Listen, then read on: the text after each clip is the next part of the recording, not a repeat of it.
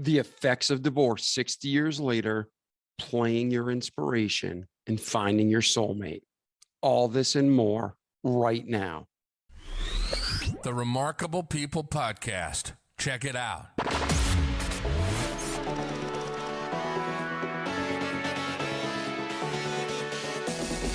The Remarkable People Podcast. Listen, do, repeat. For life. Hello, friends. Welcome to this week's episode of the Remarkable People Podcast, The Dave Combs Story. This week, Dave's going to tell us his remarkable life journey from childhood to the effects a divorce had on him when he was 10 that carried through to today. He's going to talk about finding his passion in music, how a stress relief not only turned into a career, but he met his wife through it, his soulmate, and then he went on to touch people's lives through a song that came to him through inspiration. All this and much, much more in this episode of the podcast. Dave's going to share with us practical life tips. He's a great storyteller you're going to love listening to. And on top of it all, we're going to talk about how Dave and Jack Canfield of Chicken Soup for the Souls and so many more books are actually close friends. So get your pen and paper, get ready to take great notes on this episode that you can not only enjoy for pleasure, but apply to your life and thrive while you grow. I'm David Pasqualone. Welcome to the Dave Combs Story. Hey, Dave, how are you today? I'm doing good, David. Now, we're not going to have any trouble remembering each other's names at all, are we? Not at all, my friend. I will go by David for the artificial intelligence bot, and you will go by Dave. And our listeners, if they're reading the transcript, they'll even have clarity there. How's that sound? That sounds perfect. All right. Awesome. Well, Dave, I just told our listeners a little bit about you. They're pumped to hear this episode. They know the kind of content that, to look forward to. So at this time, let's just jump in, brother. Let's go through your background. We all have a past, good, bad, or ugly, but it makes us the men, and men meaning mankind we are. And so let's start off. Where were you born? What was your upbringing like? Did you have siblings? Was it chaos? Was it a blessing? Let's go through your childhood. Well, I'll try my best to do that in a shortened version. I'm from East Tennessee, and my mom and dad both come from tobacco farming families in southwestern Virginia. But they moved to a little town called Erwin, E-R-W-I-N, Tennessee, to start their married lives together. And I'm one of two children. I'm the firstborn. I'm the oldest. I have a younger brother, Don. And both my parents loved music. My mother loved to play music. She took piano when she was a little girl up in Virginia. And my father, he played the piano by ear. He could sit down at the piano. Didn't need any music in front of him to play. He could just sit down and play. And I think that came about from his mother, my Granny Combs, who was extremely musical. She was a little lady, 4'8". She was born in 1894. Granny Combs, and I don't know if she weighed 100 pounds or not, but she was a tiny little lady, but she could make some music. And David, I have right here in my hands her favorite instrument. This is what we call an auto harp. Now, Mother Maybelle Carter, if you want to Google and check out on that after the podcast, you can. But Mother Maybelle Carter kind of made this instrument famous. But my Granny Combs could really make this thing talk, and she loved to play it and sing. And my job when I would go see Granny, when we'd go visit her on weekends or whatever, she'd hand me this auto harp, and she said, David, now she called me David, like you, because that was my given name. So she said, now, David, would you tune this up for me? And so I'd tune it up and get it to sounding all good. And I get it to sound real good, and you just strum it, and amazing grace, how sweet the sound. And she could but she didn't play it that simply. She could really make it talk. So I grew up around music and making music all my life, really. And, in church, we were members of the local Calvary Baptist Church, and choir music and hymn singing and quartets and piano and organ duets, all those kind of things were, really an important part of our church service. And that is just part of me. So I really love music because it's been in my bones, I guess, since I was born. And so I was raised in this little mountain community of upper East Tennessee of Irwin, Unicoi County.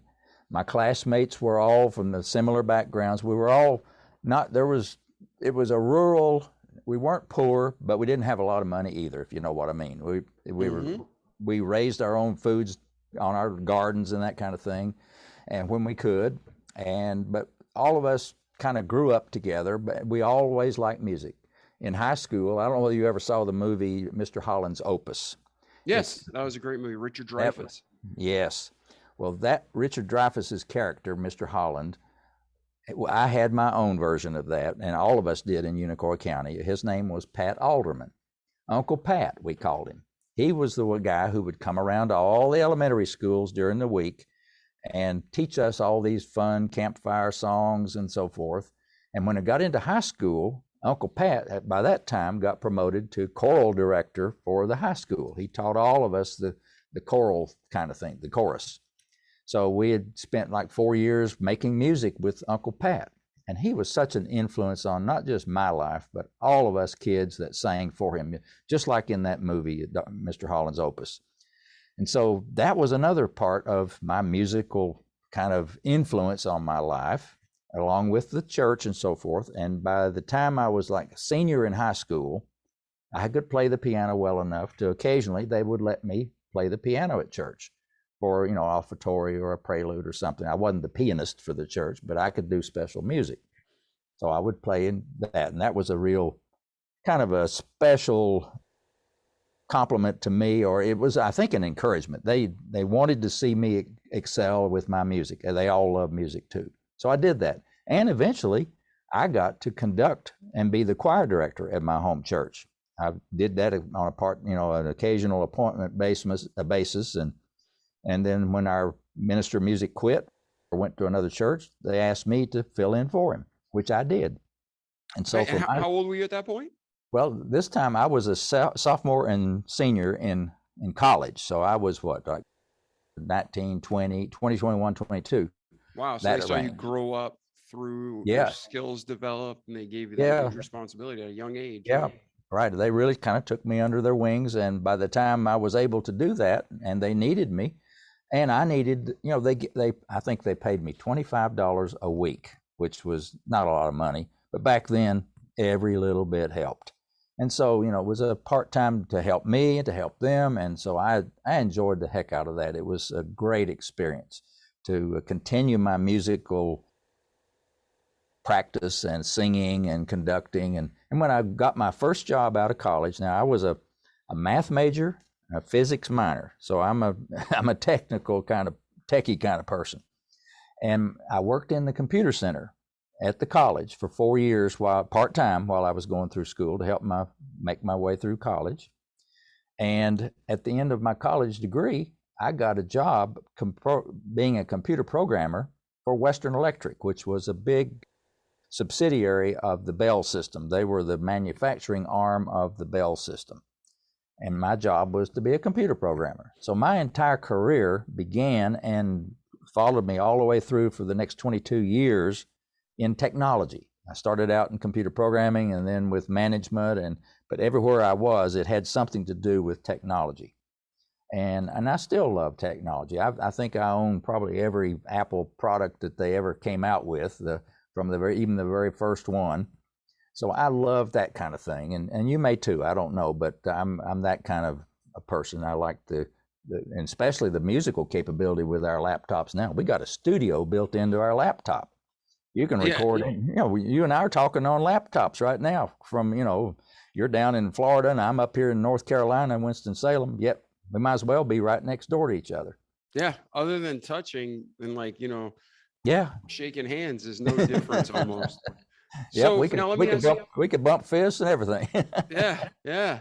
And they're working on suits, so you feel things, but it's craziness. So now let's go back through your childhood. I don't want to miss anything before we Yeah, move all right, forward. let's do that. As you're going through your childhood, it's not always just the good things that make us stronger. It's the things we quote unquote bad, What was your upbringing like in the sense of, I know we talked in private, like in your family, did you have any kind of challenges or hardships or difficulties while you were growing up, or was it all just butterflies and rainbows? Well, I would be I wouldn't be telling the truth if it was all rosy. Yeah. My mother and my father separated in 1957. I was 10 years old, and my father moved to Florida, and we stayed in Tennessee. And my brother and I was 10, my brother was 8, and I'm not sure we ever understood the background of that. You know how young kids are when things like that happen. It's really a big mystery to a young mind of, why these two people can't get along, or why did they have to separate. And I know that was hard. It was hard on me and my brother. It was hard on my mother. But to her credit, my mother kept us boys in Tennessee and raised us on her own from that point forward. Now, I stayed in touch with my father in Florida. In fact, I went to Florida and spent a whole year with him when I was a junior in high school. Naively, I thought, I'll go down to Florida and I'll see if there is a possibility of patching this relationship between him and my mother up.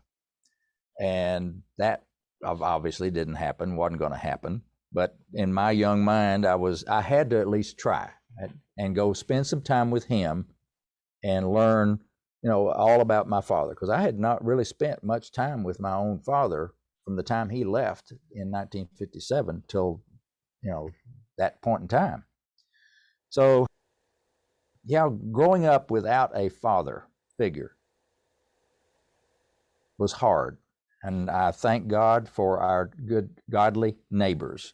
I had a good neighbor up the hill from me. His name is Bill Fain. He had 3 boys, and they were our age, and he was like a surrogate father for me. And then down behind our lot was Mr. Malone. He had 1 daughter. She was like a sister, and he was like a surrogate father to us as well. He kind of took me and my brother under his wing. Mr. Fain came down one day and showed me how the first time how to tie a tie on my suit. First time, that was Mr. Fain.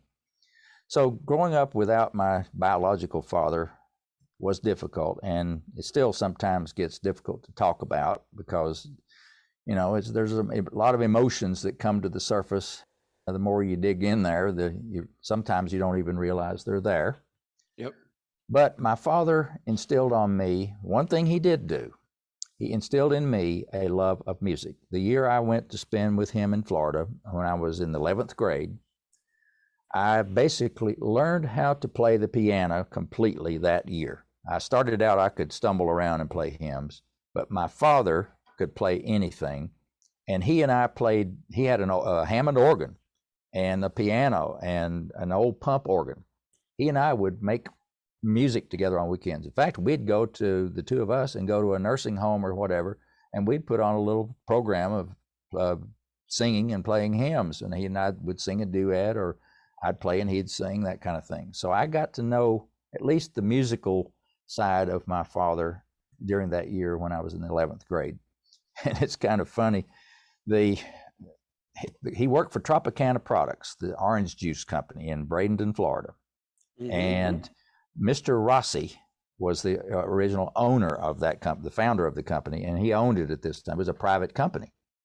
And so Mr. Rossi was a deacon in the Baptist church. He was a staunch Christian. He believed in the lay ministry, and even to the extent where when the ships would come into the Tampa Bay bringing oranges from Honduras, when they would come into the bay to unload the oranges, the crew on the ship from Honduras had to stay with the ship. Well, Mr. Rossi said, I want those young men to have a church service on Sunday mornings. So my father and I and Mr. Rossi's nephew, Russell Rigler, we would go out to this Tampa Bay and go up on the ship on a Sunday morning and haul up there this portable pump organ. And you can Google it, but there is such a thing. It was back in World War II. It was an instrument that they literally hauled on ships and around, and you uncrated it and unfolded it, and it literally was a pump organ. You pumped with your feet to make the air move, and you played it. Well, I played the hymns, and my father would lead the singing, and Russell Riegler would give a Bible lesson every Sunday morning to this Honduras crew on the ship.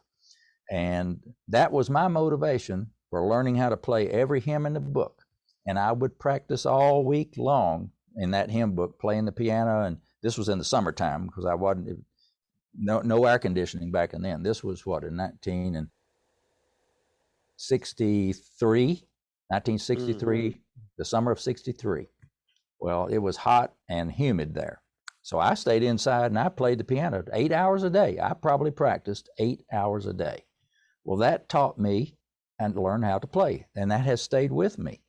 So I guess as much as it sounds kind of sad and not such a happy ending, I did get something out of that year-long trip down to spend the year with my father. Learned how to play the piano. And I'm probably the only person in the world that was motivated to learn to play the piano on the deck of a ship. Yeah. No. So anyway, that's a long story about my piano upbringing with that part of my music. No, and it's just how God orchestrates that he'll take even things that he didn't cause or aren't in his will necessarily, but he'll make beauty out of them. So it's awesome to hear how you made, orange juice out of oranges instead of lemonade out of lemons, right? Right. Now, let me ask you another question. So today, you're within the quote unquote church, and divorce is frowned upon because, again, God hates divorce. My mom and dad were never married. I personally went through a divorce last year and fought 6 years. Obviously, it's not what God wants, not what I wanted, but sometimes it happens in life. Mm-hmm. But back when you were a child, it was very rare compared to today, where it's like a 50-50 flip if people are going to stay married. Mm-hmm. Back then, especially within a church circle, it was very frowned upon to get divorced. So what was that like? Did you feel a lot of social pressure, or did your community kind of rally around you and your brother in love? I have to say that my church in Irwin, and I hope somebody from there will eventually listen to this episode, I want to thank all of them, and a lot of them are since passed away, but I cannot remember anybody being put off or disrespectful or saying anything but loving and support from my brother and myself and my mother in that church. It was just a church, and it really meant a church family.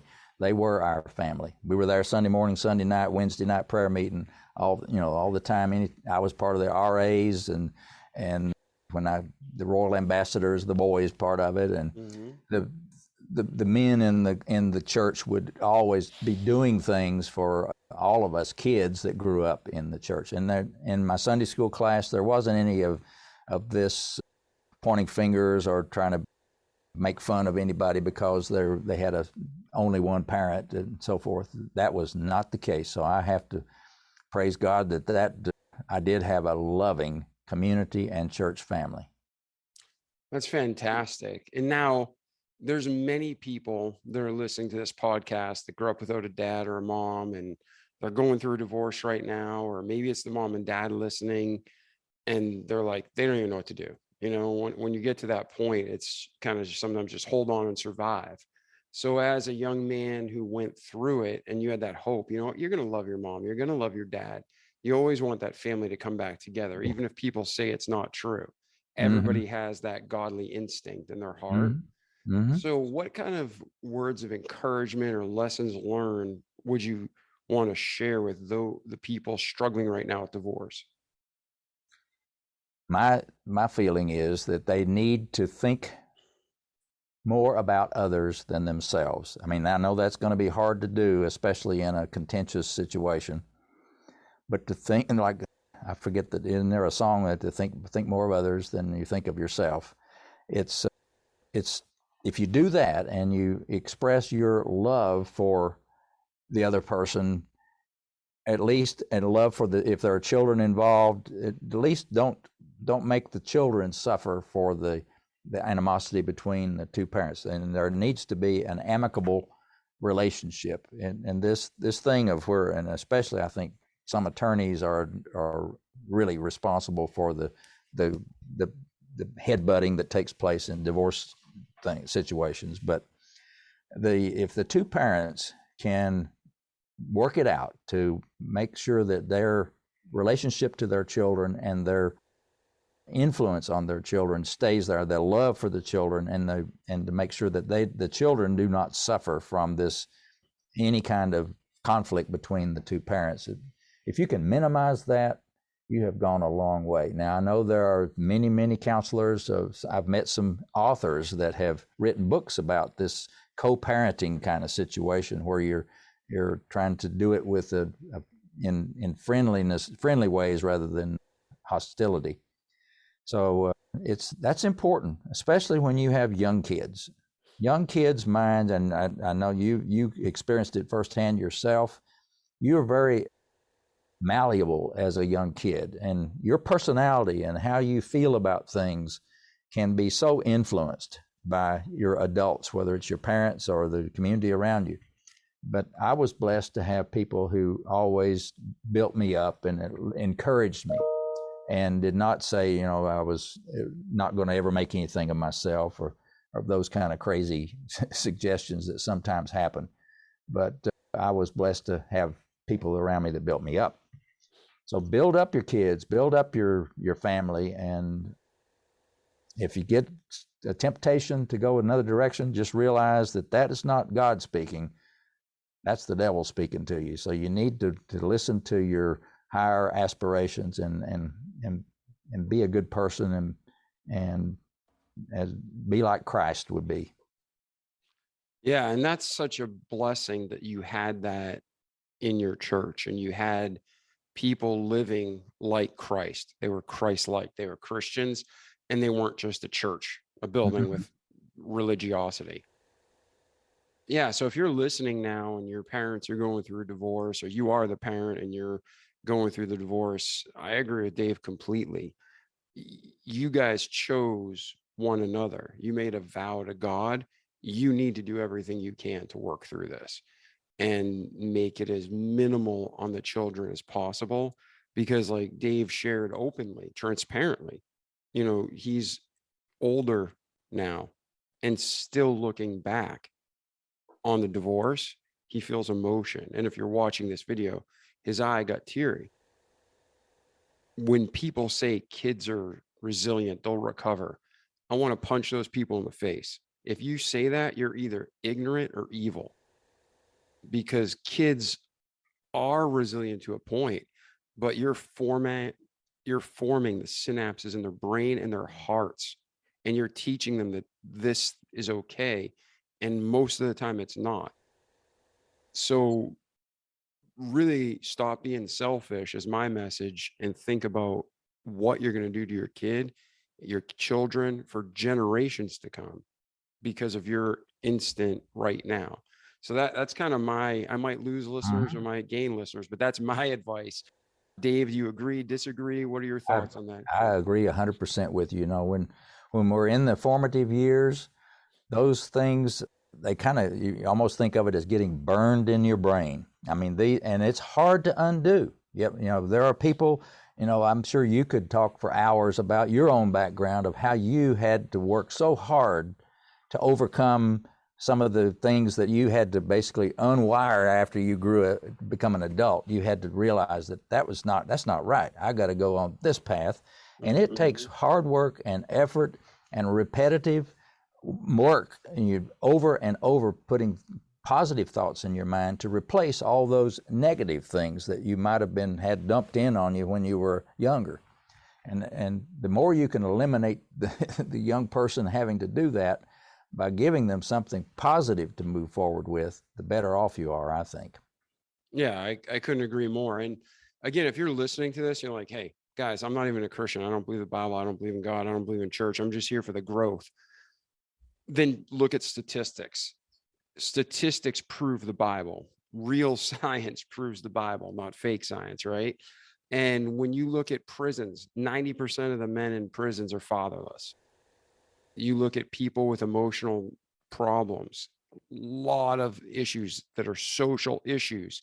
They were diagnosed as medical illness just a few years ago, and now society's saying they're okay. It really drills back to childhood issues. And all this stuff matters. The only people, like you were talking about the attorneys and divorce, the only people who win from divorce is Satan and the legal system. And I didn't use an attorney because I didn't want to get divorced. And I'm like, I'm going to go with God and do this. And it was the shortest divorce. My ex-wife's attorney said, I've never been in a divorce so fast. And I said to him, because there's not two bloodsuckers, there's just one. I'm like, you're just trying to get $350 an hour. I said, I'm just trying to move past this. But that whole time, there's no good solution. It's a lose-lose solution.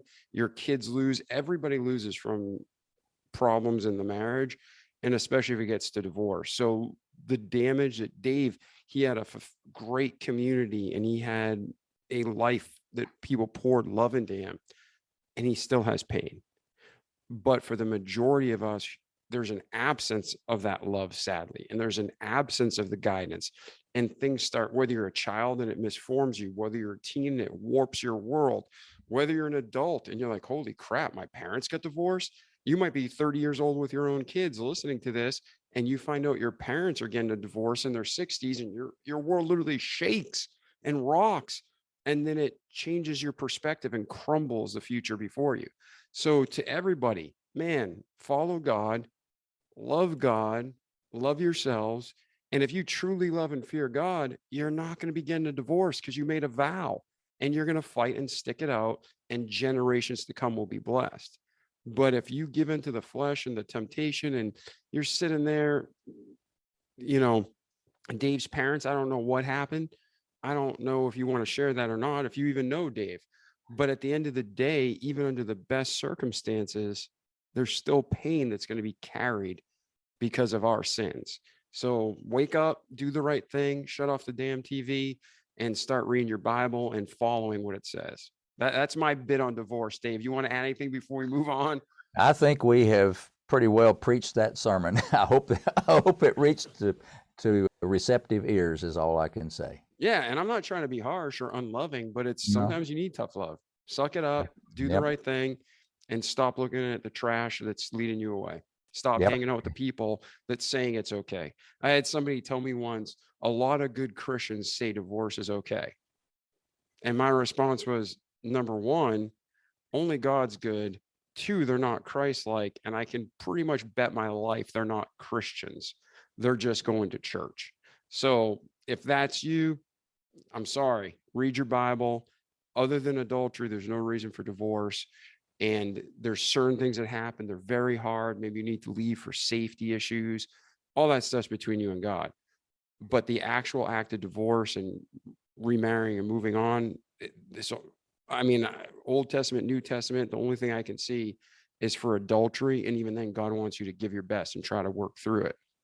So now, Dave, I didn't mean to take up so much time in your story, but hopefully God led this for a reason. It's going to help people, maybe save some marriages, because people are going to really consider what they're doing. If not, I'll just get a bunch of hate mail, but that's okay.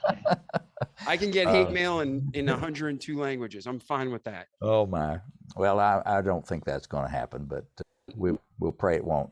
Yeah. But going back to your story. So now you spend a year with your dad. You have an amazing experience with the owner of Tropicana and your dad, which most people can't, who knows a CEO of a major corporation now. And then you're on a boat ministering to people from Honduras, you said, right? Yes. Mm-hmm. And then you end up going back to your home, growing through the church, and then in college, taking over the music program. Where does your life go from there? Well, obviously, once I got out of college, I got this great job with Western Electric, AT&T, as a computer programmer. Now, music was still a big part of my life, actually, for the first 2 years of our marriage. And by the way, speaking of marriage, well, David, I have to say that my wife, Linda, and I will have been married in one more week will be for 52 years. So I have been blessed with a wonderful wife for 52 years. Her name is Linda, and I love her dearly. So Amen. That's awesome.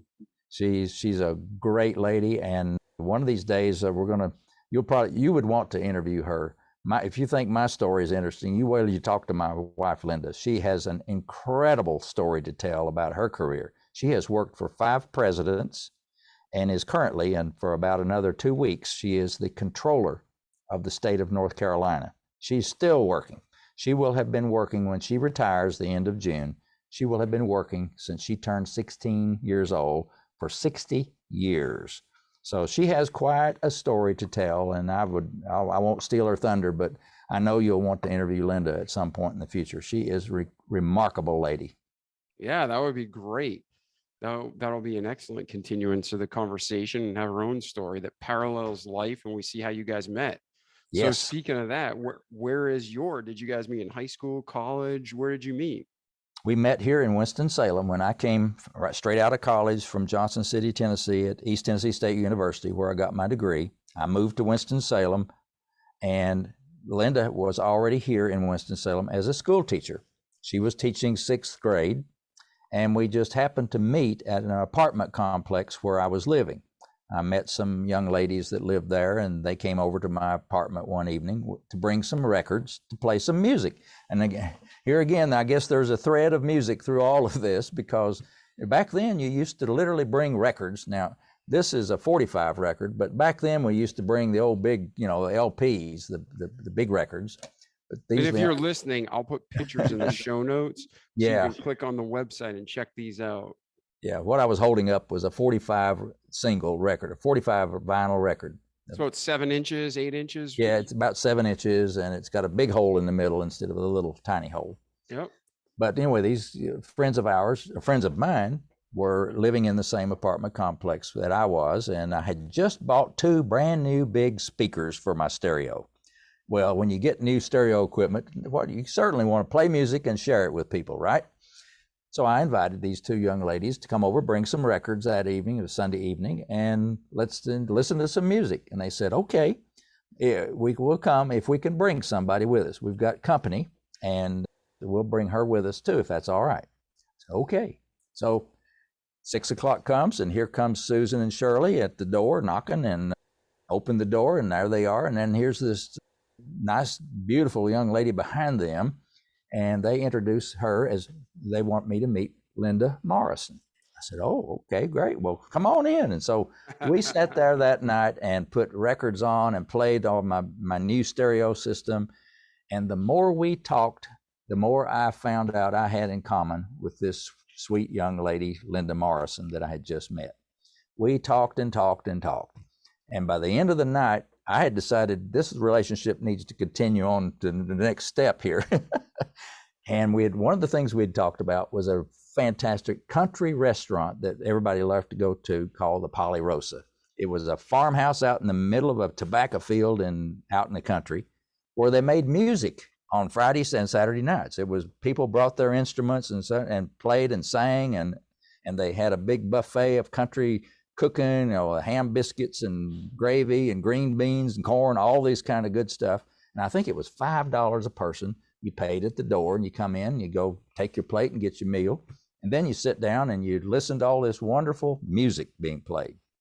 Well, these young ladies had been there, and I had not. So I said, well, why don't we all go to Polyrosa this Friday night? Oh, that sounds like a great idea. And I remember this was on Monday night was when I met them. And so by the time Friday rolled around, mysteriously, the other 2 young ladies couldn't go for some reason. I never could quite figure that out. And so it was just me and Linda. So our first date was to go up to this fabulous place called the Polyrosa, have a great meal and music. Now, the musical part of this story is I get there, and they always have the owner of the place and his family and other people. There was somebody played the piano, a guitar, somebody sang, somebody played the bass, upright bass, and they just made wonderful music. They would sing country music or gospel music, hymns, whatever. Well, that night at the Polyrosa on a Friday night. It was just me and Linda. Nobody else showed up that night besides the family. And come music time, the piano player didn't show up. So I went up on the stage with their permission. I said, I play the piano. So I went up on the stage and I played the piano with the band on that Friday night. And when I met Linda and this was in 1969. So I played the piano. Now, on our 35th anniversary, my wife and I decided we want to go back to the Polyrosa. We do. We go back up there, find it. Now it's changed a little bit. The old building had burned down, but they built a new one back. And we went in. I think it was $10 or $12 a person this time, so it was gone up a little bit. We go in, have our meal. We sit down, eat the meal. The band starts playing. Guess what? Piano player didn't show up. I got to go up on the stage 35 years later and play the piano with the band at the Polyrosa. So now, did you tell them that story when you were there? I did. I got 35 years ago. Yeah, the same thing happened. Everybody, they just applauded. It was a grand time. And this time the building was full of people. I mean, must have been 100 people there. So it was what a coincidence. I mean, what's the odds of that happening, right? Zero. It's God. I mean, there's zero odds of that happening.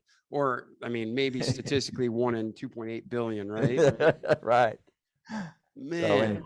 So anyway, I didn't mean to get a sidetrack on that, but it just brought back that wonderful memory of my first date with my wife, Linda, and then the 35 years later. Amazing. That's great. Now, so you're in technology, you're working with music in your church, you meet an amazing woman that you spend your life with. What kind of lessons do you learn on the way, Dave, that you're like, man, if you're listening now, here's stuff that's going to really help you. Like I learned it later, but if you can grab this now and run with it, you're going to do good. Well, it's kind of hard to that's super vast and generalized. So you can go anywhere you want with it. Yeah. In terms of finding your soulmate, the one you're going to spend your life with, I think a lot of that has to do with when God puts two people together. I mean, sometimes there's not a lot of control over that, but it looks like coincidence. But when you look back on it, no, I don't think it was coincidence that Linda happened to be visiting those two friends of mine at the apartment that night. I think that was meant to be. But when the more we talked and the more we got to know each other, I think we found that the compatibility and the common set of beliefs and moral standards and where we are in our religion and our commitment to our Jesus Christ and our church and everything, all of that just fit together. And it wasn't a force fit. I hear some bad stories sometimes of people that they have a physical attraction to each other, but when it gets to the deeper than the physical attraction into who they really are deep down in their soul, there's a disconnect somewhere. And then that eventually kind of leads to a separation or a falling apart. But to spend time getting to know the person deep down, not just at the surface, is very critical, I think. And the more time, Linda and I spent many, many hours talking about our past and our families and our church and how much we love music and all, our friends. We talked about our friends that we grew up with, and they were all of a similar love for each other and support, and that meant so much. And so I had no doubt in my mind that she was the right first person for me, and likewise for her. Now, to say that 52 years have been nothing but a bed of roses would be also a misconstrued thing. We've had some tough times and we've had some disagreements and whatever, but the thing of unconditional love comes into play. What does that mean? That means you don't walk around holding a grudge and remembering what somebody did that wasn't too smart last year or 2 years ago or whatever. Don't keep bringing something up, that kind of thing. Is forgive and forget. My wife is probably, I think, knowing me and how I tend to be, I'm 75 years old, but sometimes I feel like a teenager, and so I think she says sometimes I act like a teenager, but but for her to be able to forgive me for all crazy things that I do or whatever, it's like it's gone, it's erased. It's like when you become saved, your sins are washed as white as snow. There is no looking back and saying, oh, I wish they'd done this or that or the other, and keep bringing something up. God doesn't work that way either.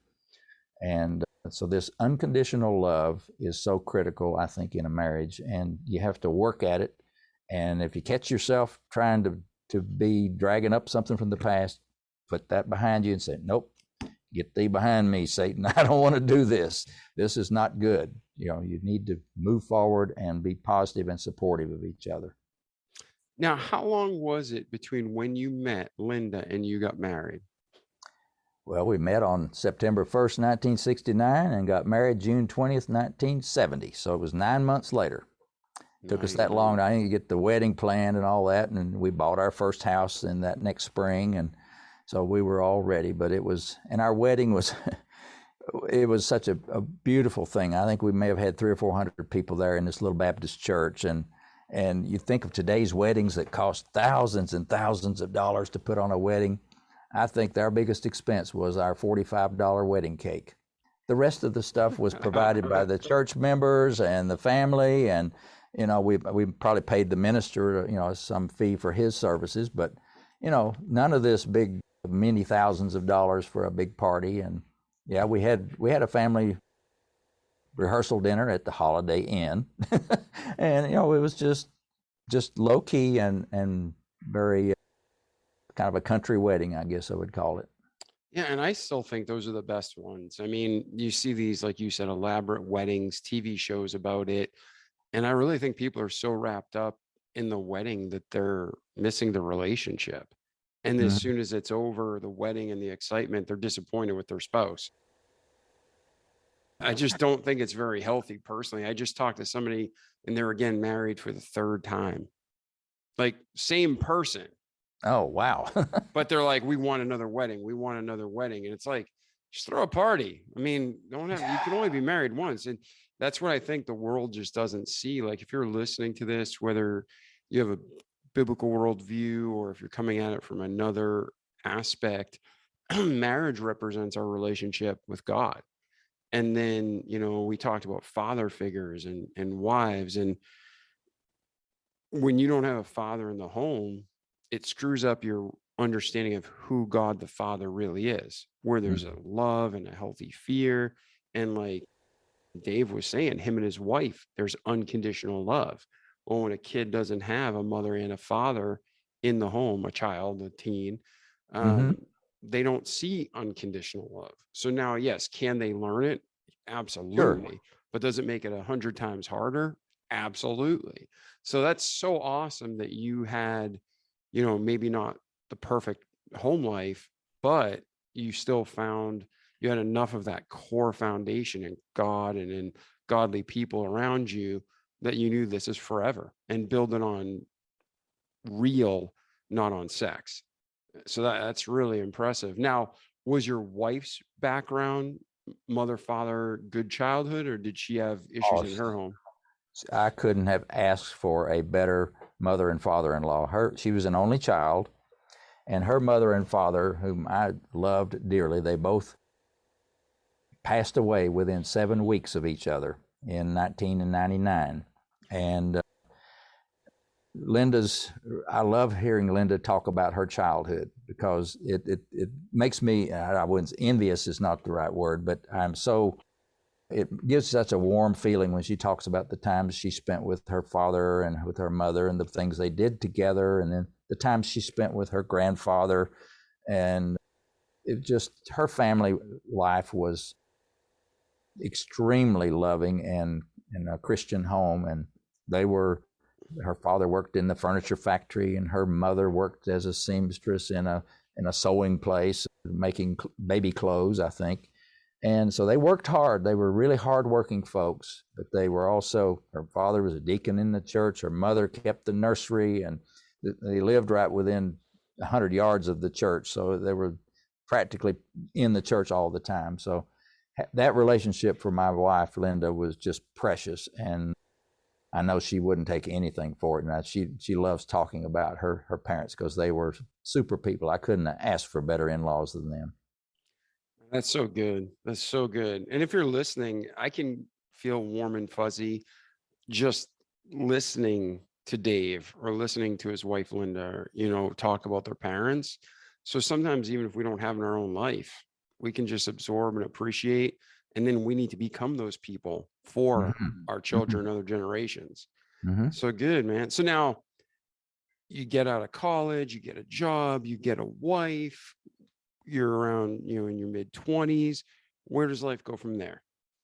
Well, life was good. I went back to, both of us went back to school after our bachelor's degrees, and I got my MBA from Wake Forest University in 1978, and Linda went back and got her master's degree from Appalachian State University in 1978 also.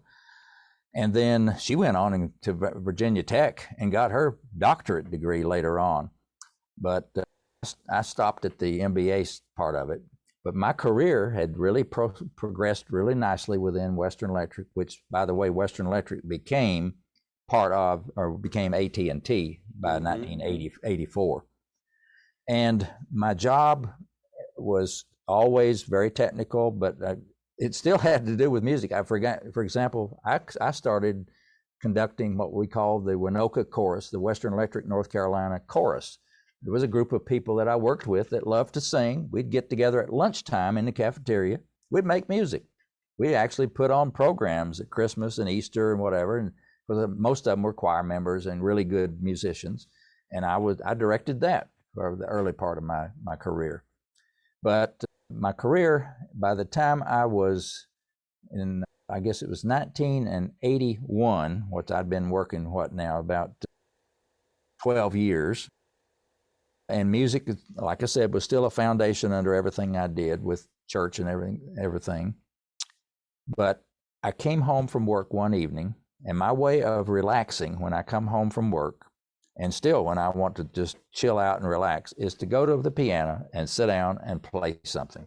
Playing music on the piano for me is my relaxation and my way of releasing stress and my way of taking myself to a really happy, good place. That evening in 1981, I sat down at my piano and I played a song.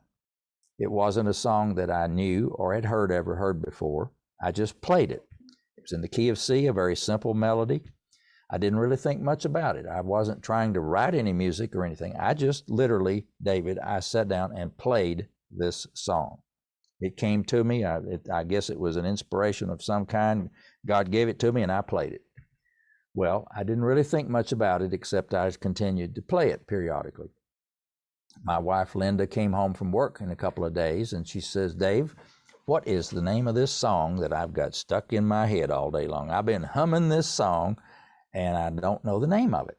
She hummed a little bit of it, and I said, well, it doesn't have a name.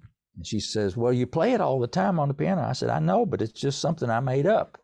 And she said, what? You wrote that song? I said, well, I guess I did. And I hadn't thought about it. And she said, well, have you written it down? I said, well, no, I've got it up in my mind. I'm not going to forget it. She said, well, no, that's not going to work. You're going to better write that down. Something might happen to you and that song will be gone. So I said, okay, yes, ma'am, I'll write it down. So I got me a piece of paper and I wrote down the notes of the melody and the chords to go with it. And I know your listeners can't see this, but I'm holding up that piece of paper that I wrote it down on. And it's got the melody, and it's in the key of C, and it's got the chords written above it, the C, A minor, D minor, G kind of chords. Well, I wrote it down, put it in the piano. Didn't think much about it, kept playing it, periodically.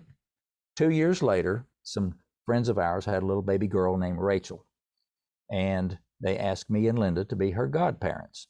So we, of course, accepted, and at her christening, excuse me, at her christening service, we're sitting there, and it's just us and the family and the minister in this little country church. And up at the front of the platform, on the center of the platform, is a baby grand piano. And so they were listening to the full formal part of the service, And toward the end, I punched Linda and I said, hey, what if I play this little song now that we've been trying to think of a name for and we couldn't ever come up with a name? What if I play it now? And she said, I think that's a good idea. So I went up to the family and the minister and asked if it'd be okay if I played this song on the piano. And they said, sure. So everybody sat back down. I walked over to the piano, sat down, and started playing. And as I got into the song, I kept hearing this clearing throat and a few little sniffles now and then. And I noticed there's some tears coming down my cheeks as well, because it was a very tender service. I'm sure you've been to a christening service for a little baby, and they're always so precious and sweet services anyway. And so when I finished playing the song, at the very end, I looked up and I said, and little Rachel in the arms of her mother, and I said, from now on, this song will be called Rachel's Song in her honor. And that's how the song got its name. And it was the perfect fit for the song, and it's still the perfect name for that little tune. That's beautiful. And then the song itself, as the years passed, did you put words to it? Is it simply instrumental? How did the song develop over the time? It has always and still remains without words. It's an instrumental only song. In fact, I've received many letters from people asking me never to put words to it, because people say that when they hear the song, they want to put their own words and thoughts into the music and not be guided or constrained by somebody else's words.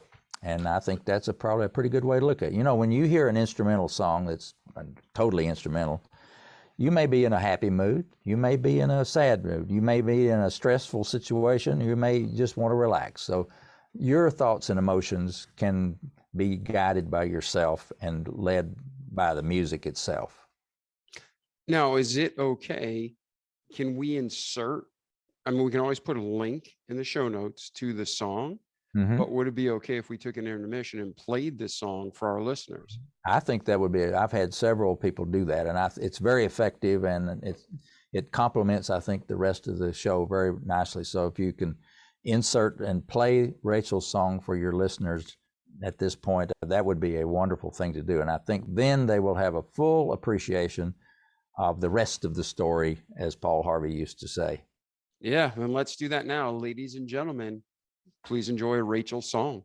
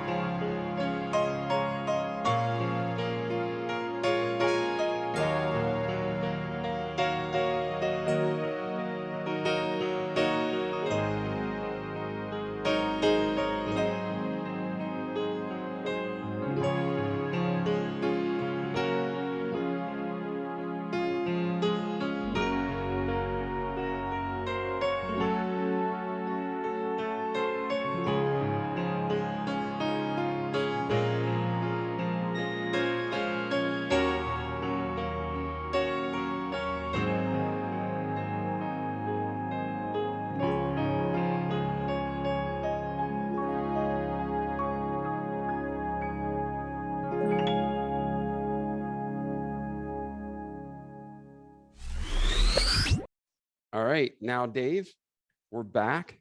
We just listened to Rachel's song. Now, I don't have any emotional feel because we're recording live, you and I, but our listeners just had an experience. And I'm going to go back and listen to it so I can have that experience as well. But talk to us from here. Your life, you became godparents of this beautiful little girl named Rachel. The song becomes named. Where does life go from there to today? Well, the recording that you just heard took place in August of 1986, about 3 years later after the naming of the song. And it came about by my wife Linda suggesting that I get a recording made of Rachel's song just for fun, just for us to use, to go get a professional musician in a studio and get a recording made of Rachel's song, a demo recording. And I happened to be working during those weeks in 1986 in Nashville, Tennessee. And as you know, Nashville, Tennessee is small music city. Small music city. There are only probably 400 or 500 studios, and it's called Music City, USA, for a good reason. I was actually just there last week. Yeah, I love Nashville, Tennessee. If there was a second place that I could live right now, I think Nashville would be the place. I have always loved Nashville. But anyway, I was working there during the week with Western Electric, and this was 1986. And so Linda said, get us, see if you can find a studio and get a recording made. So I'm driving around downtown Nashville, Tennessee one evening after work, looking for a studio to at least talk to somebody about it. So I'm over in the part of town that you probably are familiar with, where the Country Music Hall of Fame is, and they call it Music Square, I think. There's RCA studio over there that you can tour, and there's ASCAP headquarters, BMI headquarters, and everything musical right in that general area. Mm-hmm. So I'm driving down this one side street over there, and it's called Roy Acuff Place. Roy Acuff was a very famous, dearly loved musician in Nashville, Tennessee. They named the street after him. And at the end of Roy Acuff Place was a building that looked like a barn roof to it, and on the corner, they had this huge water wheel. And on the side of the building, it said the Music Mill. Obviously, they were taking off on the name of the water wheel. So I pulled in the parking lot. Said, that sounds encouraging. So I looked through the door, and there was a man sitting at the desk in the lobby. So I said, okay, I've got a live person I can talk to. So I go over to the door, knock on the door, and he comes to the door and unlocks it and invites me to come in. He says, hi, I'm George Clinton. Can I help you? And it's not. No, I saw your eyebrows go up. I'm like, George Clinton, what? Yeah, it's a different George Clinton. Everybody seems to want to do that. There are a lot of George Clintons Well, around. I'm like, dang, you have just blessing after blessing. It's just like, what are the answers? But go on. Not that George Clinton was the exact George Clinton you needed. No, this is a different one. And this George Clinton was a recording engineer. He's since passed away, bless his heart. And he was a much loved engineer in Nashville, Tennessee. They wrote once he passed away, they did a full page spread write-up on George Clinton when he passed away. That's how much loved he was in Nashville, Tennessee. His reputation was just stellar, and he was a great person. But anyway, I didn't know that at the time. All I knew was he's the guy that let me into the lobby of this place. And I told him, I said, George, I'm looking for a studio to record a demo of a song I've written called Rachel's Song. And he said, well, come on in. And as I stepped in the lobby, I look over at my left, and there's this huge life-size picture of Glenn Campbell. And in the middle, on the next wall in front of me, is a big panorama life-size picture of the group Alabama. Another small group. People might have heard of them. Might have heard of those. And then there's the Forrester Sisters, and then there's gold records and platinum records framed around the walls all over the place. And I was impressed. And I said, well, George, I have never been in a studio in my life. And he said, well, Dave, you're in luck. Tonight at this time, this was like 6 o'clock at night. He said, there's nobody recording right now, believe it or not. He said, very unusual. He said, let me give you a tour of our studio. Let's go over to Studio A, the big studio. So he takes me over and we go into this big room where all the musicians set up.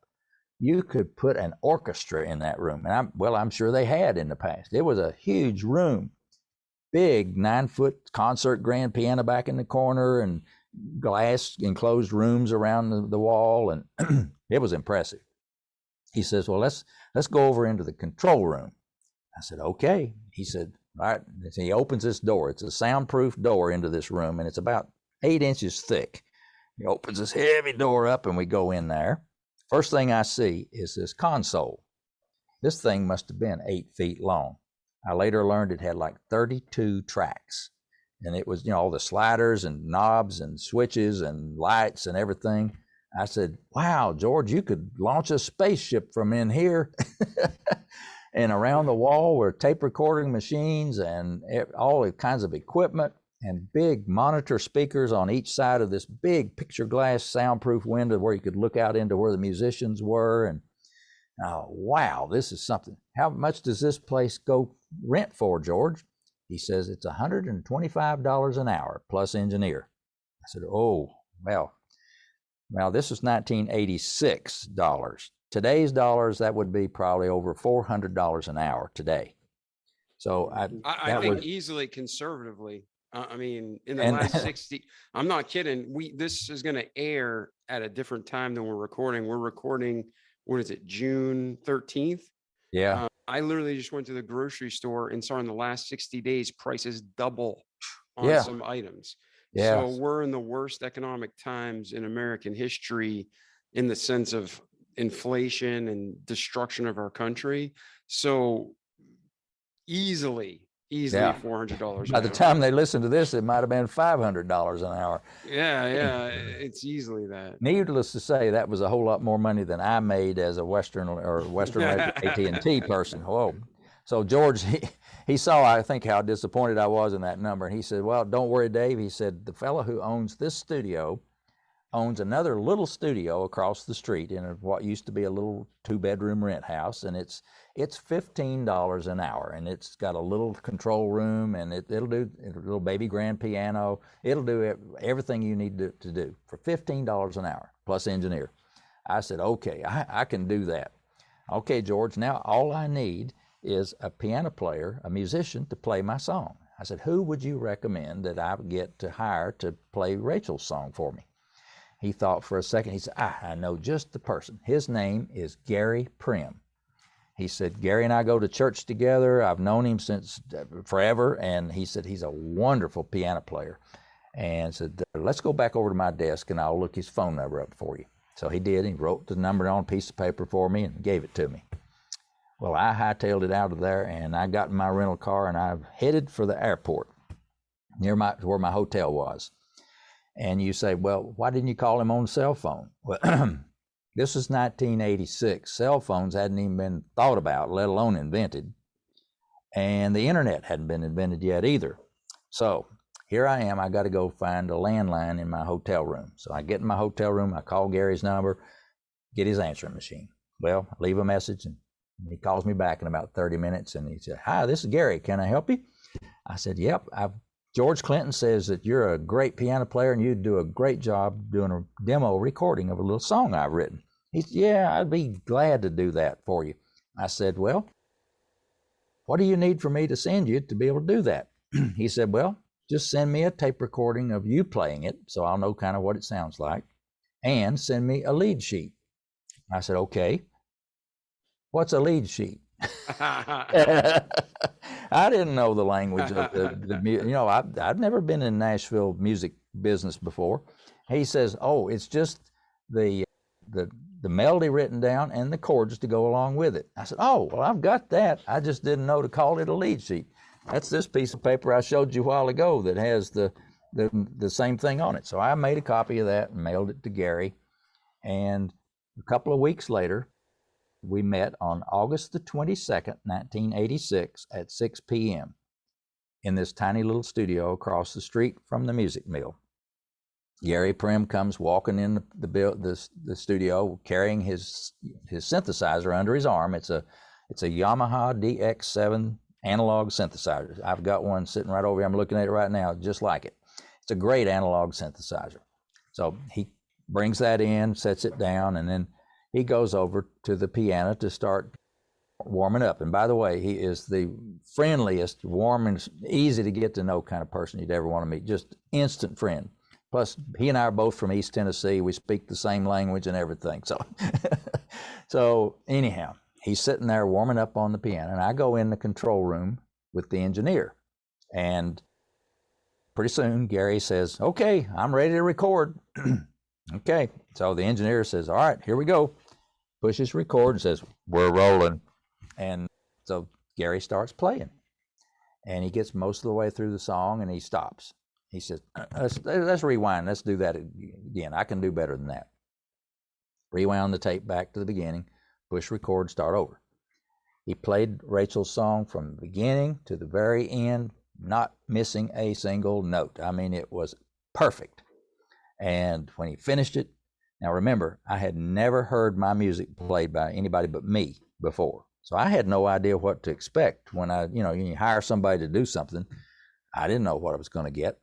I was blown away with the arrangement that he came up with my simple little song. And he came back into the control room and said, well, how's it sound? I said, oh man, that is just fantastic. And if he'd have stopped right there, I'd have been happy, because it was just beautiful. And he said, but I'm not done with it yet. He said, I've been thinking about this. And he said, I want to put some more orchestration along with the piano. He said, I want to do some strings to give it some low strings to give it some bottom, and some high strings to give it some top. And he said, I'm going to play the piano part on an electric piano sound on the keyboard to give that piano sound a more richer, fuller sound. And then in the middle of it, he said, I think I'm going to put some horns in there to give it a little punch here and there. Okay, so back into the room he goes to play, and he sets his synthesizer up, put 2 more tracks on the machine, record the low strings. And he's sitting there with a headset on, listening to the original piano part while he's playing along with it. And then 2 more tracks to record the high strings. And then the electric piano part, 2 more tracks for that. And he plays and he played it tight. The notes were exactly right on top of what he originally played with the piano. Now, this is before the days of MIDI and all the electronic controls. He nailed the notes right exactly. Note what for a note. gift. I mean, I'm not deep into music, but to know enough how difficult that is, and to play those multiple parts, and to hear it in your brain and bring it all together, that's just amazing. And to make it such that it all sounds so seamless and just perfectly meant to be that way. It was totally amazing. And you've added the strings, the electric piano, put the horns in there. And when he got all finished, he came back in, we mixed it all, played it all together then. And I'm sure I had my mouth wide open the whole time, because I was just blown away. When you hear something that sounds as good as anything I had ever heard on the radio, period, and yet it was something that I had written the song and Gary had arranged, just blew me away. So I wrote Gary a check for the agreed upon amount, thanked him profusely, and he got his synthesizer and he left and went home. Well, I did not know whether I'd ever see Gary Prim again in my life, ever again. But it turns out that Gary and I would go back into the studio over the next 15 years and record over 170 songs, over 120 of which I had written. And we would become as close of friends as you can possibly get. He and his wife and family are like family to me and Linda. They're just wonderful people. We communicate as often as we can anyway, and I love to see them, and I can't wait for the next trip to Nashville to go visit with Gary and his family. It's just a wonderful relationship. But that recording that night changed my life. I remember when I left that studio that night and playing it in my rental car, I kept saying to myself, this is it. This is it. Now, I did not know what it was, but when you have something that is so impactful on you, it just, it's important and meaningful. You're just not sure what it's going to lead to, but it's going to be great. And it certainly was. It was just amazing what happened since then. And talk about this, because I have a bunch of questions, and we're going to get into the talking points. If people aren't organically learning from this, we're going to, hand them some steps, break it down. But what happened after those recordings? Well, first of all, I did get it played on the radio. Another blessing was that one of my dear friends, Bob McHone, had a radio program of his own. he is a well-known radio voice in Winston-Salem, in fact, in North Carolina. Great, I call him the Paul Harvey of North Carolina, but he just has a great radio voice, and it's so distinctive. When you hear, anybody that's heard him before, when you hear it, that if he's doing a commercial or anything, they say, "Oh, that's Bob McComb." But Bob and I were dear friends, and I told Bob about this recording of Rachel's song, and he says, "Well, Dave, I got to hear this thing." So we went. He said, "Let's go over to my office where I've got a boombox, and you can play that cassette tape of the recording for me." So we did. And we're sitting there in Bob's little office listening to Rachel's song played. And remember, the song that you heard just a little while ago on this podcast, that is the original demo recording that I just talked and described. It has not been re-edited, no remastering, no remixing, anything. You're hearing what I heard that night. So here I am playing this song for Bob in his office. He's sitting there next to his boombox with his eyes closed and his hands in it, his face in his hands, and he's listening. And I hear this, that universal approval sound, And he was just moved by that music. He had tears running down his cheeks when it finished. And he said, "Dave, that song is going to be a standard." And he said, "You got to let me play it on my radio program." And I said, "Okay." Because he had this Saturday morning 3-hour jazz, big band jazz program that he did on the radio. So I said, "Okay, all I have is this reel-to-reel master tape that I can loan to you." So he said, "Okay, I'll take good care of it." They made a copy of it at the radio station, and that Saturday morning, they played Rachel's song on the radio for the first time ever. And wasn't long after it finished, my phone rings at home, and it's the radio station manager calling me saying, "Dave, I've been in radio for over 20 years, and this has never happened to me before." He said, "Bob played Rachel's song on the program, and our phone bank of about 12 or 15 phone lines lit up. Everybody was calling, 'What is that song you just played on the radio? Would you play it again? Tell me more about Rachel's song. Tell me more about this Combs guy in Winston-Salem.'" He said, "Dave, this song is unreal. You got to do something with this. This is fantastic."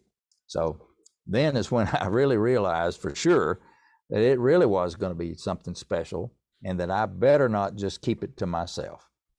And the song took on a life of its own. I guess once it got recorded and named a Rachel's song and then got recorded, it just it was going to go somewhere with or without me, I think. And it has really been an unbelievable blessing. I ended up getting played on every easy listening station in the entire United States. It was the #1 requested instrumental song in Los Angeles, St. Louis, Atlanta, New York, Chicago, all these big markets. And it was way up on the charts and stayed there. It was an instrumental song, and it eventually got played on airline programs. I'd get in an airplane to fly someplace, and I'd hear my own music playing on the airplane sound system. What a great feeling. I tell you, it's unbelievable. Or sitting on the tarmac in Dallas, Texas. I just landed, and I tuned my little portable radio to the local FM station, tuned it on, and my music's playing. I tell you, it was unbelievable. What a message. And it was just a confirmation that, what I had done with this song was the right thing to do, and I needed to even get it out further than that. And then where did you go from there? So what happened to Rachel's song? How was it changing people's lives? What was going on with it? Well, people started writing to me, when they hear it on the radio. In fact, one of the first fan mail letters I got was from a lady in New Jersey. She had just gotten certified as an emergency medical technician, just finished her training. And she and her husband were on the way home, and in their neighborhood, they saw an elderly gentleman fall down on the sidewalk. Well, of course, with her training and everything, they stopped the car, and she jumped out and ran over to the man that had just fallen and to see what she could do to help him. Well, on the way over there, she heard playing on the car radio this instrumental song. And so she yelled back at her husband to turn that music up loud, which he did. So there they are, sitting there with the door open and playing this music, and she's comforting this old man on the sidewalk. And it didn't, by the time the song finished, she said the man had calmed down. He was okay. And another doctor had come to look after him. And so she was just amazed at the effect that the music had on the man he probably was having a panic attack, or maybe might have been having a heart attack. I don't know, but he was in a stressed situation.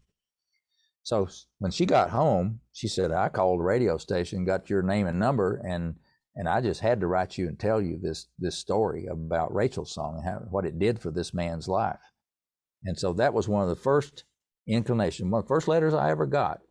And I continued to get letters from people all over the country wanting to have their own copy that they could play of Rachel's song. And I ended up making a 45 record. I remember I'd only written one song at that time, Rachel's song. So I went back to Nashville and got 45 records made of Rachel's song. And I'm holding it in my hand for those of you watching, but it's the old, 7-inch with a big hole in the middle record, vinyl record. So at least I had something I could send to people that would let them listen to Rachel's song. But then this was in late 1986. I realized I need to write some more music. I wanted to have a whole album of this kind of music, but I hadn't written any more songs. So that one song made me realize I can probably sit down to the piano and write more, which I did. I sat down at the piano, and lo and behold, I did come up with some additional melodies. Now, they weren't as easy as Rachel's song. I didn't just sit down and play it and that was it. I had to work at them a little bit, but I could take and create a melody and a song.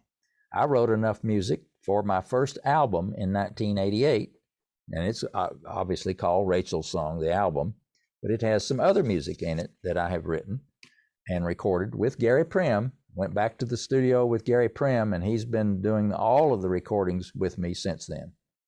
And that was the beginning of my first of 14 albums that I did with Gary Prim, with music that I've either written or at least produced with Gary. And those tapes and CDs that we used to sell got sold all over the United States, not in record stores or big box stores, but in gift shops, in tourist towns all over the country. Tiny little shops that you'd walk into the shop and they'd be playing my music over the store's sound system. You'd hear the music and say, oh, I like that music, what you're playing. And it would be for sale in a little basket by the cash register. So they'd buy it and take it home with them. And then I started getting more and more letters from people who had bought the music and telling me how much the music had touched their lives. And David, I ended up with over 50,000 letters from people all over the country and all over the world, really. Now, 50,000 is a lot of pieces of paper. This wasn't emails. This is letters in the mail. And I have in my basement over here, probably about 20 boxes of these letters. And I have kept them all, and they're all very special. I mean, you better get your Kleenex out when you read some of them. They're very, very touching. Yeah. And statistically, for people who don't know, for you to actually get a letter, if you're getting 1%, that's huge, right? To get somebody to be so impacted that they pick up, they look for who wrote it, they write to who wrote it, and they take action. If you get 1%, that's crazy high. So that means you had a minimum of 5 million people listening to this. And for the 50,000 to act, and it was probably millions more. Mm-hmm. It was so unbelievably confirming. It was in 1992 before I was able to quit my job at AT&T and do my music full time. So from 1986, recording Rachel's song, I had 6 years of working during the day with my day job, and then in the evenings and weekends working my music business to try to build up the sales and the music catalog that I had and recordings and that kind of thing. But by 1992, I had enough gift shops playing and selling my music and people wanting to buy my music that I was able to quit my job at AT&T and do my music full time. And that story I ended up writing in a little magazine you're probably familiar with called Guideposts. Mm-hmm. And in that little magazine, I wrote an article about that story of writing Rachel's song and so forth, and quitting my job finally in 1992. Well, this was in 1994, the September issue, and in the middle of it is an article I wrote called Two-Part Harmony. It's that story. And in the back of the magazine, because the editors of Guidepost magazine loved the story about Rachel's song and the inspirational part of it. And so they encouraged me to write the article, and they published it. And in the back of the magazine, they put my name and address and phone number of, if you want to get a hold of Rachel's song and find out more about it, here's how you get a hold of Dave Combs. Well, this little magazine has a subscription of about 2 to 3 million people. And these are not just casual subscribers either. These are people who, when they get this little magazine, like my mother used to, she would read it, as she said, from cover to cover, and the covers too. And they just absorbed it. Well, the day that magazine hit the street, David, my phone started ringing, and my 800 number for Combs Music, and it wouldn't stop. You put your hand on the receiver and pick it up. There was somebody there wanting to order Rachel's song or talk about Rachel's song all day, 24 hours a day. And so I had to hire 2 people just to answer the phone when that magazine hit the street. And 2 days after the magazine hit the street, my mailman comes, not ringing my front doorbell, and he's standing in there, and he's holding this canvas bag that he's too heavy for him to even pick up. And he said, "Dave, what have you done?" He said, "This bag, I can't even pick it up." He said, "It's full of letters addressed to you." I said, "Well, I just wrote this little article in Guidepost magazine. I guess that's where they're coming from." And sure enough, each letter was a note to me, and most of them had a check in there for $10 for a cassette and $14 for a CD. And my wife and I stayed up all night that night until 6 o'clock the next morning, just zipping open those envelopes that were in that mail bag. I mean, it was that many.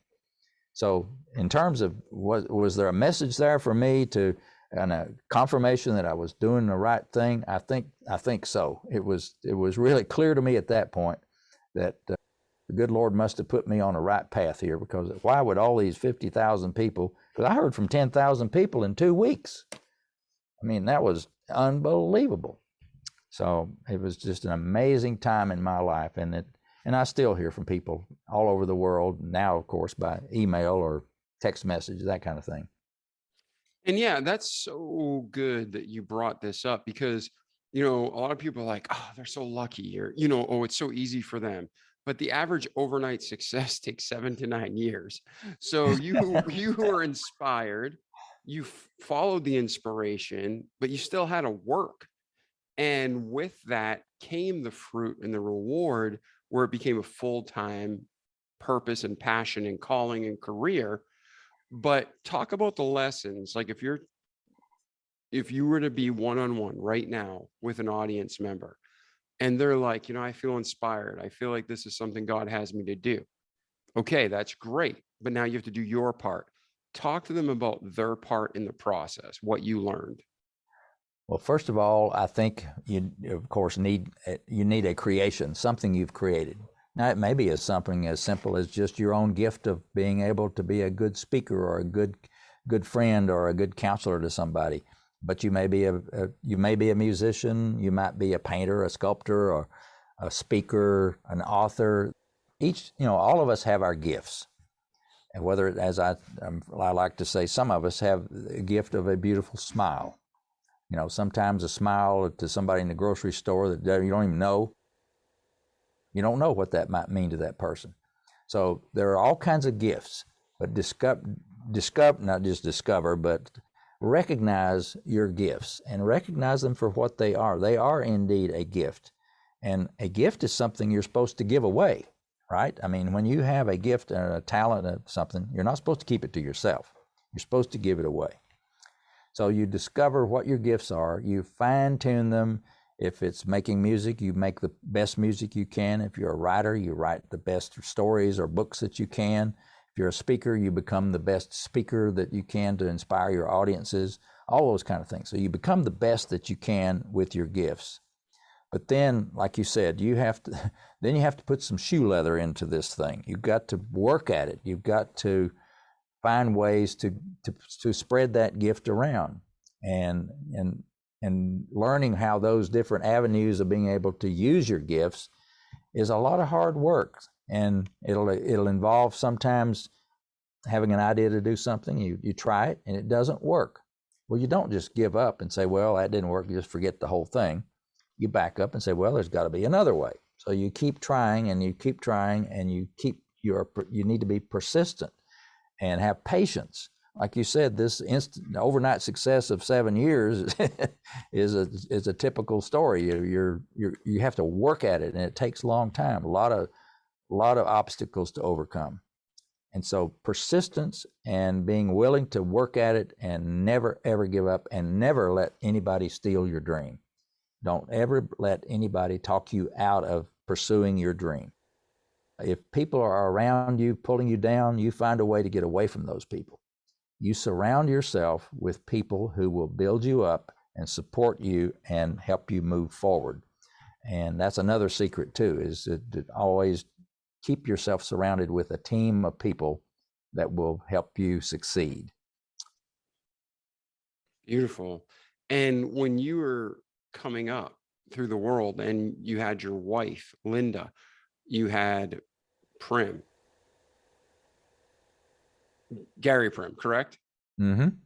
Who Yes. are other people that God put in your life to give you that positive group? Well, I'd be remiss if I didn't thank my recording engineer, Ronnie Light, who has been with me from the beginning as well. Probably spent more time with Ronnie than actually Gary, because once the recording is made, then there's hours worth of work to mix the recording down and master it and so forth. So Ronnie is a dear friend and a wonderful professional musician himself. He's been great. And, the people that I worked with, even it kind of sounds funny that when I was working with AT&T, I was kind of trying to work my way out of a job at AT&T so I could do my music full time. But even the people I worked with were very supportive of me and my music. They understood that you're not a one-hit wonder, or your life is not just a job, that you do have a life after work. And many of them were so supportive of me. And of course, number one supporter of everything that I've done is, of course, my wife, Linda. She is such an idea person and a visionary. She's a visionary thinker. She can see further ahead than I can. She I think saw the potential of what we were doing long before it even dawned on me. So I owe a great deal of credit to Linda for all of her support. Now, on the musical side of things, I have, as I've already mentioned, about Uncle Pat Alderman in my hometown, encouraging all of us kids in music. But once I got into directing choirs, there was one musician by the name of John W. Peterson, who many of your church musicians will remember. He has written over 2,000 or 3,000 songs, and they're all just wonderful. He's written many cantatas, of which I think I conducted most of the ones that he wrote. There were Easter cantatas and Christmas cantatas. There were musical performances that he composed. His music was, I think, ahead of its time. His tunes, his melodies, his chord progressions were all more modern than we were kind of used to hearing out of the hymnal, but they were just great. He was my musical hero. And later in life, when he retired to Scottsdale, Arizona. And my wife and I happened to be going to a wedding in Scottsdale one time, and I think it was in the 90s. And so I finally got his address and wrote him a letter. And he wrote me back. I told him I'd love to meet him sometime if it would be possible. And I told him we'd be in Scottsdale as such and such a date. He wrote me back, and he invited me and Linda to come to his home and spend a few hours with him, which we did. And so getting to sit down with my lifetime just a hero. I've written all these wonderful Christian musicals that have been heard around the world by millions of people and performed by millions of people. To sit there in his living room and talk with him and his wife, Linda and I were sitting there, and he invited me to play Rachel's song for him on his piano there in the living room. I never will forget that. That was such a memorable high water mark in my musical life, but he was a huge influence on my music. And I think some of my chord progressions, I think in the songs that I've written, I would have to attribute to John W. Peterson. Beautiful. Now, during this time, your wife and you, did you have a family? Did you not have children? Where did your personal life go while your career was growing? Well, neither my wife or I have ever been blessed to have children, so we don't have any biological children. However, with my wife's career as having worked for 5 different presidents 5 different Senate confirmations for 3 different presidents in Washington, at very high level positions. She was the controller of the United States in her last position in Washington. She had the occasion to have many organizations that worked for her. And a lot of these people that worked for Linda were young, really young folks, straight out of college or, early in their own careers. And here is Linda with a seasoned career experience and reputation. She took these young people under her wings, and so did I. I was the chief information officer at USDA in Washington also for 5 years. So I had a lot of young people that worked for me.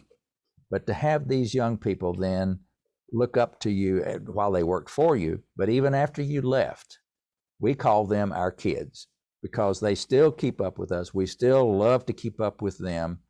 And many of them now have families of their own, and it's a wonderful. So I would say we probably have 30, 40, 50 kids, even though we don't have any biological children. Beautiful. So I got one big question for you. Before I ask that, from your birth through today, is there anything we missed in your story, Dave, that you want to cover, or you're like, this will really help us as listeners, anything like that? Or are you ready for the next question? Well, let me wrap up the part about the music by talking just briefly about the progression of the music business from where it was when I started in 1981 writing Rachel's song to today. Around 1981 through the 80s was cassette tapes. That was the primary, and vinyl records before that. There was vinyl records and cassette tapes. And then in the mid to late 80s, CDs came around. And of course, then we had a great high fidelity, high quality version of the music that could be reproduced real easily. We rode that wave with CDs up until the mid to late 1990s. And then the internet came along about the mid 1990s, and a company called Napster came along and was basically stealing intellectual property. They would take any song, whether it was copyrighted or not, and make it available for free for download, which was basically stealing your property and giving it away. Well, that really hurt the music business in terms of the sales of any music, because why pay $15 for an album when you can download it for free? That was the attitude that certainly many of the young people had at the time. And that really damaged almost permanently the value of intellectual property for music. The music business was really on its heels.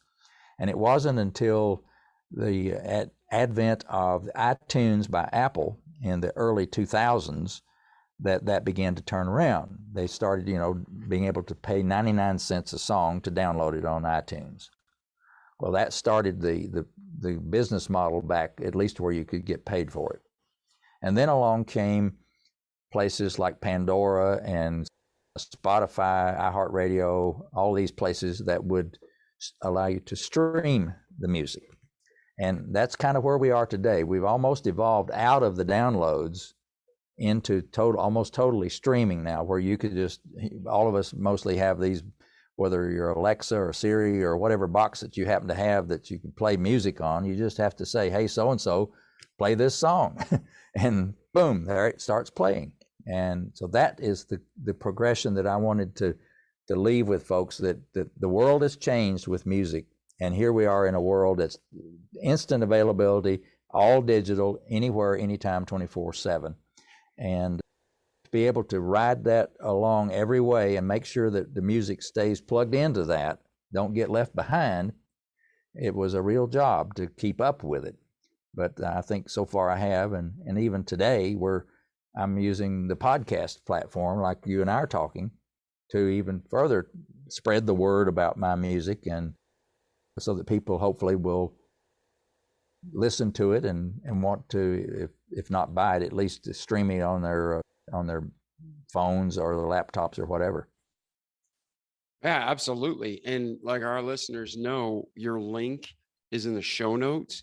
And if someone wants to get a hold of you, what's the best way to reach you, Dave? Well, they probably by email would be the best way. You go to my website at combsmusic.com, COMBS music.com.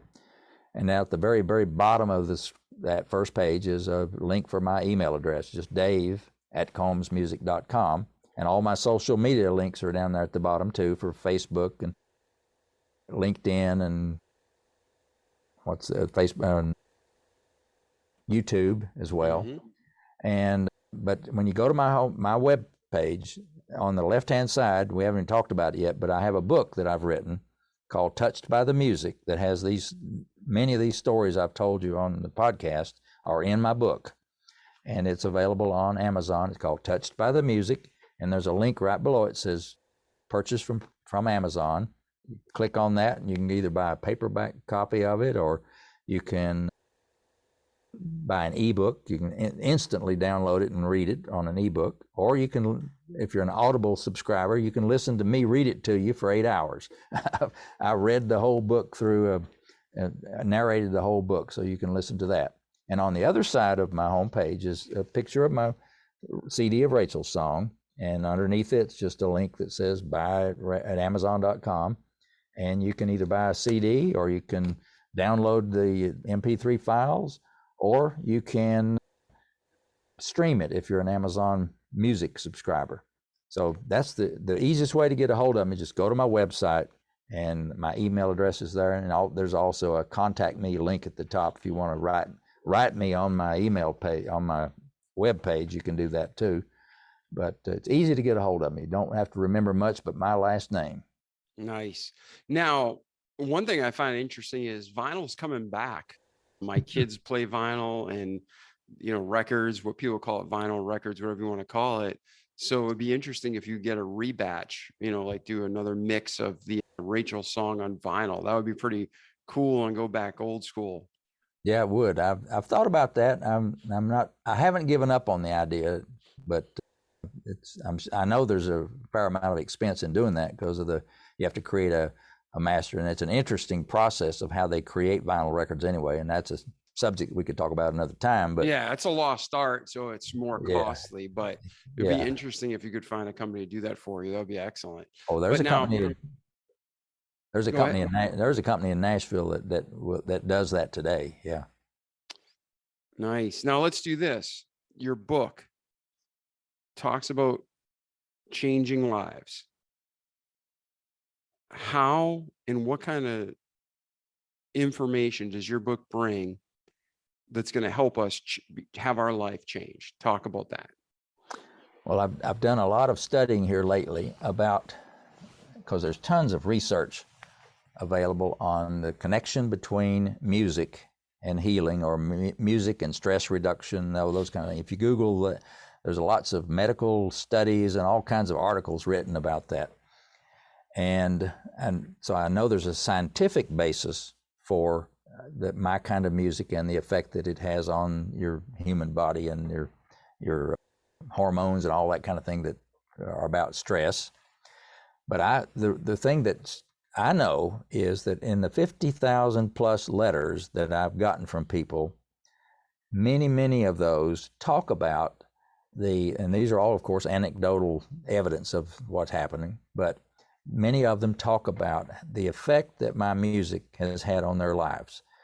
And for example, I've got one that I clearly remember early on was a letter from a lady who said, she says, "I am a recovering alcoholic. And one of the side effects of alcoholism apparently is insomnia, restlessness. They just cannot sleep. And so she said, I got a copy of your Rachel Song album. And she said, I put it on. And she said, I was able to sleep through the night for the first time in years. And she said, that music has helped me maintain my sobriety. And so she attributes my music to that. And I thought, wow, this is pretty powerful stuff. And I've had, therapists write to me and say how much they have used my music in their therapy sessions to help their clients reduce the stress and tension of their life. And there is a lot of evidence of how much this kind of soothing, relaxing music, when listened to in the right environment, does indeed help you bring down your stress level. I think there are studies that show that it helps to bring down your blood pressure. It helps to bring your heart rate, slows your heart rate down a little bit. And so all those things are good things. And so the fact that, I even got just a postcard from this one fella. He said, I am so-and-so, and I am in an iron lung. You may remember back in the polio days of the 50s and 60s, they literally put people in an iron lung to help them mechanically breathe. Yeah, one of our guests' mother was in an iron lung for a year of her life. Whoa. And he's a fantastic Tony Garcia. And we can check out his episode if you're listening. We talk a little bit about his mother. They wrote a book about his mother. But you talk about perseverance and grit, isolation, being treated like you're a leper. But yeah, she had an iron lung for a year. That's amazing. Anyway, I got a card from this fella that simply said, Dave Combs, I just want you to know that Rachel's song brought me back to life twice. And that was, it just was stunning. I didn't know how to respond to that. It just was amazing. And so those kind of anecdotal evidence, and of which I've gotten, and in fact, chapter 21 of my book is 22 pages of these stories that I've picked up, just the ones to highlight out of the 50,000. And better get your Kleenex out whenever you read these stories, because some of them are real tear jerkers. They'll tug at your heartstrings. Yeah, and to our listeners, whether you're a follower of Christ or whether you're agnostic or wherever you're at in life, you might be listening to this podcast to grow, but our purpose is to help you grow, to help you find peace and joy, and to glorify God. And what Dave's saying, it's not just anecdotal, it lines up with the Bible. I mean, there's so many people in the Bible, like David would play music and it would soothe Saul's temper. And so many places in the Bible that happen with other characters. But in our lives, we know we can be super angry or super depressed, and the right song can turn things. It can, turn the light bulb on our head. It can calm us down. So there's so much to it. And then when you talk about energy, everything's energy. God is energy. Everything is made of energy. And true science, the Bible talks about it. And all the laws of thermodynamics are right in the Bible. Energy can neither be created nor destroyed. And then when you talk about music, you not only have energy, but you have vibrations. And we're mostly energy and vibrating. And it's like a radio frequency. And it's just tuning into the right frequency to bring us joy and health and wellness. And again, this is all, you can find the basis in the Bible. You can find the science in reality. You can even go into the quantum physics realm. But one thing that I found was really cool is there's a man I don't know a lot about, but what I do know about him, I really respect, is Jack Canfield. And he wrote the foreword, or not the foreword, but he's on the cover of your book. Talk about that relationship, because there's not many people who they know of Jack Canfield, but they don't know Jack Canfield. So how did you get that endorsement on your book? Well, I had admired Jack Canfield a long time, as he's the co-author of all those wonderful Chicken Soup for the Soul books that everybody loves. And so it was a year and a half ago, I had the privilege of signing up for a retreat, a mastermind retreat, he called it, It was me and 16 other people, total of 17 of us, that we got to spend 3 days with Jack Canfield. Now, this was pandemic time, so it was all remote by Zoom, but it was literally, 10 o'clock in the morning till 10 o'clock at night with Jack Canfield on Zoom. It was all day long. But over those 3 days, I got to know Jack, and Jack got to know me, and he got to know my music. One of the first things he did when we first met, when I told him about Rachel's song, and we took a little break, and he came back from the break and he says, well, I got on iTunes, I bought Rachel's song. He said, I listened to that song twice. He said, wow, that is a special song. So he loves the music, and he said, I want to use that music in my seminars. I think he plays my Rachel song as in the openings of a lot of his seminars. But anyway, so getting to know Jack over those 3 days was a kind of a life-changing event for me too, because in the process, I was meeting with him to talk about the possibility of writing a book. And I told him about these 50,000 people that had written all the letters to me and about the music, and told him some of the stories. And he said, Dave, you have got to write this book. He said, these stories are great. I said, okay, I'll write the book. I said, will you do the forward for me? I was up front. I said, would you write the forward for me? And he kind of chuckled. He said, all right, Dave, you write the book first and then we'll see. So I did. I wrote the book, of course, sent it to him. He loved the book. And lo and behold, it's forward by Jack Canfield. And I'm so honored and pleased to have Jack write those kind words about my book as the forward. It's just a relationship that even endures to this day. And I love Jack. He's a great person.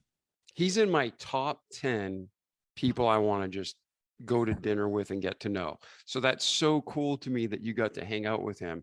Like I got guys like Sylvester Stallone, Dana White, and Jack Canfield, and people who are living today that I could just, I'd love to break bread with and learn from.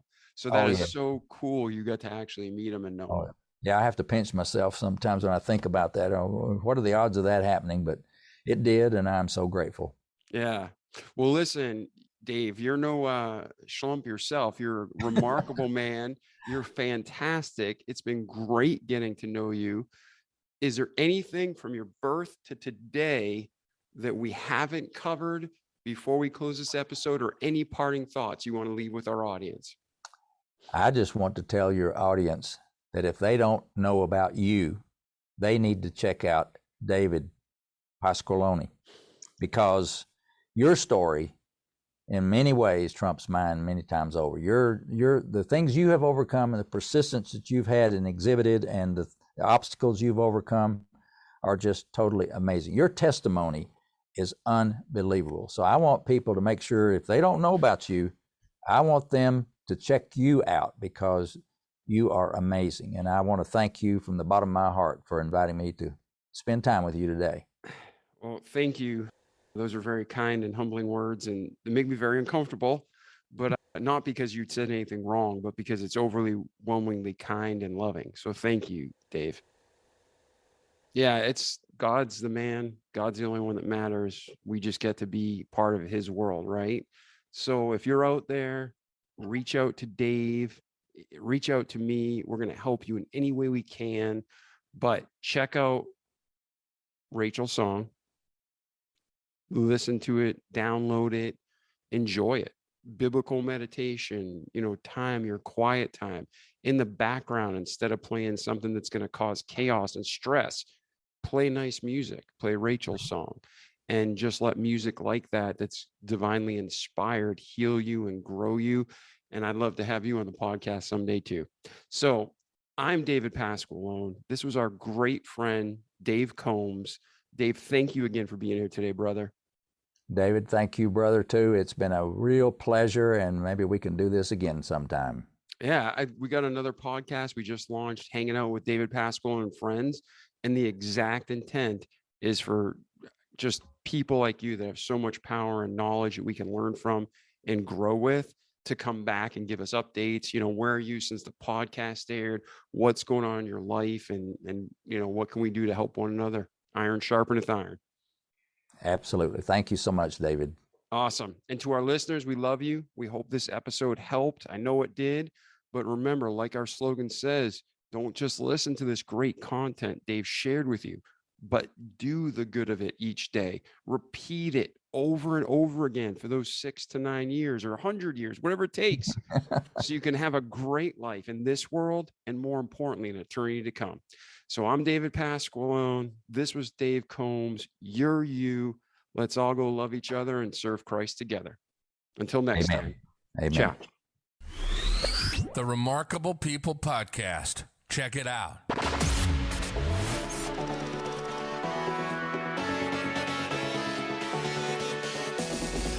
Remarkable People Podcast. Listen, do, repeat. For life.